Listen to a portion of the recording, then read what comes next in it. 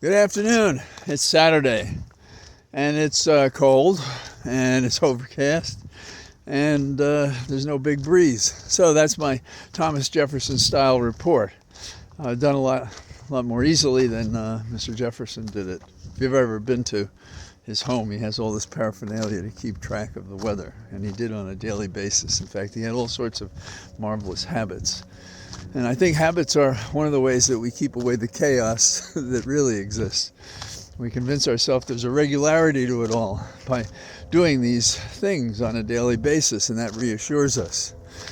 But in the world, we find under close examination, things aren't always as ordered as we would like.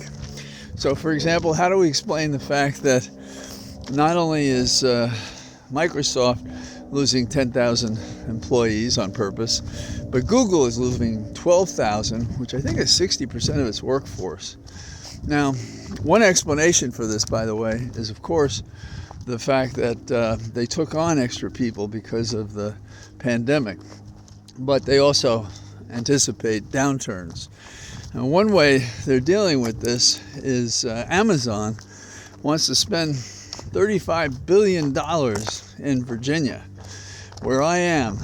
And what do they want to spend it on?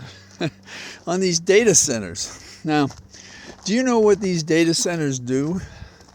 They suck up and use water at such an amazing rate. I think it is publicly irresponsible to create these blank blocks that sit on enormous pieces of land, producing nothing but data as they suck the water away at a time when we're concerned about it.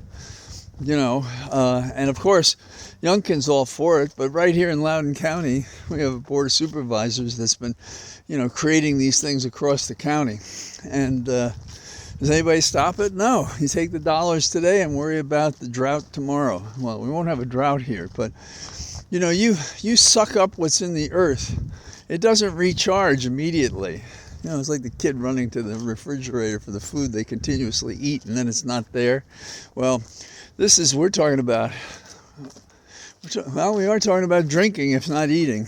And that kind of energy you can't replace easily. That besides wasting the soil, which takes 1,000 years to repair. So, those are my happy. I'm starting off on my happy remarks.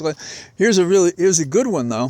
Trump was fined $1 million. Now, the naysayers say, well, he'll get as much money. He'll raise money on it by the fact that they gave him the fine. Well, I'm not sure he perceived it that way, because then he went up and decided to drop his lawsuit against the Attorney General in New York, who's been investigating him and prosecuting his firm and is going after him. So maybe Trump is not as brazen and as immune to the penalties his misconduct is gathering up for him as one would like to believe, or some would like to believe, not me.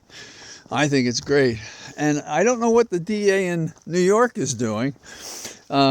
Maybe the shame of screwing up the first opportunity, which is to go forward and indict Trump, when handed to him by Vance and the prosecutors that had put that case together.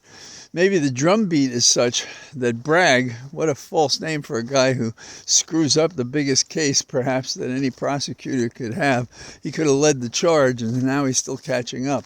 So he's talking to Mr. Cohen, and Cohen's coming out, and he's encouraging everybody to believe that there's going to be a prosecution. Well, like all these guys, we'll wait and see.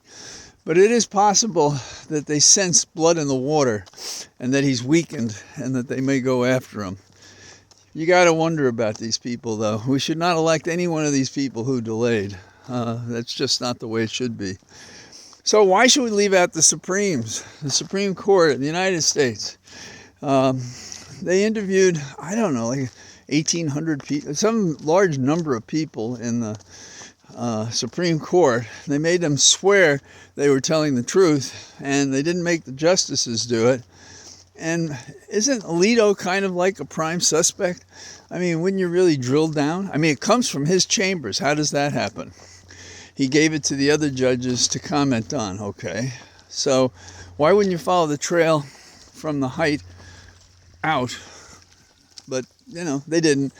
And we saw this before when the drunken associate justice went there, Kavanaugh.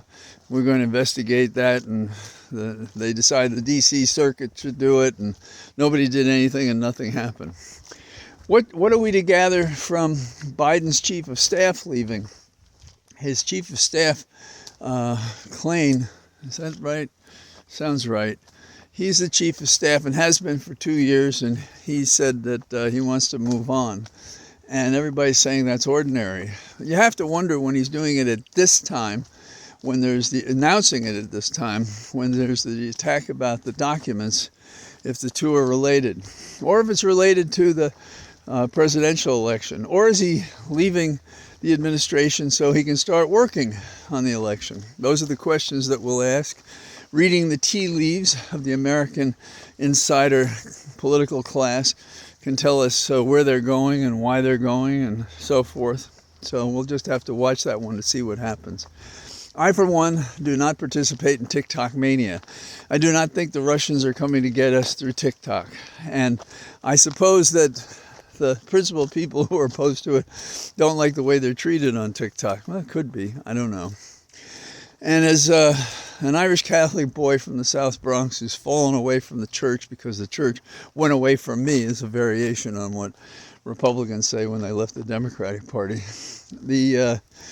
In Maryland, there has been a study done of clergy sex abuse, and a Maryland judge is sealing it. Will you get that? It's just so wrong.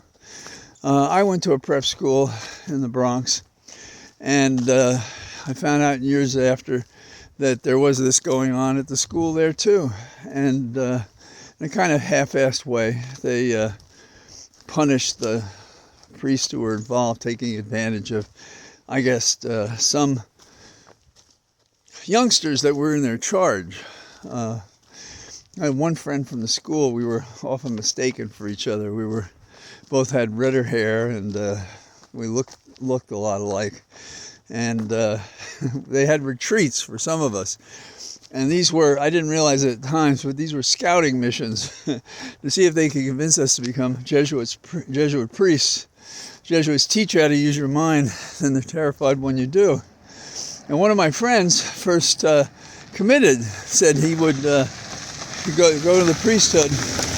And then what happened was he changed his mind, and he went in to tell the priest that he promised he would, and the priest punched him in the mouth. You gotta love America. Irish kid in the Bronx gets punched. So, but it's no laughing matter what these priests were doing with kids. And the fact of the matter is, these kids didn't tell anybody at the time, and then when you find out about it, there's all these betrayals involved of the people that you knew, because these schools are never so large that you don't know who's who, but you didn't know about it at the time. And these people were, in a kind of haunting, terrible fashion, left to deal with it on their own.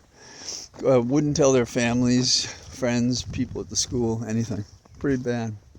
So I spent this week writing a lot of paper for the court, and they've granted us a full appeal.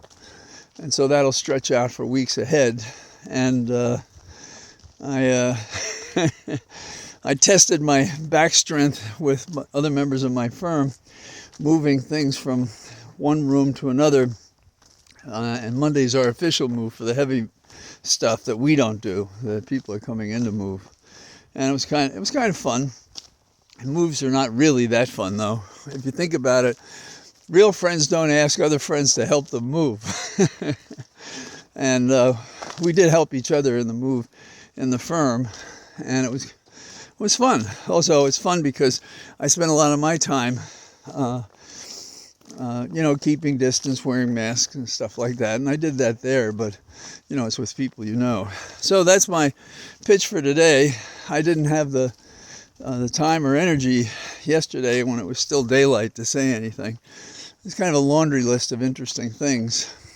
Not all good, obviously. So I hope to see you tomorrow in my Cathedral of Trees. So stay out of trouble. Bye-bye.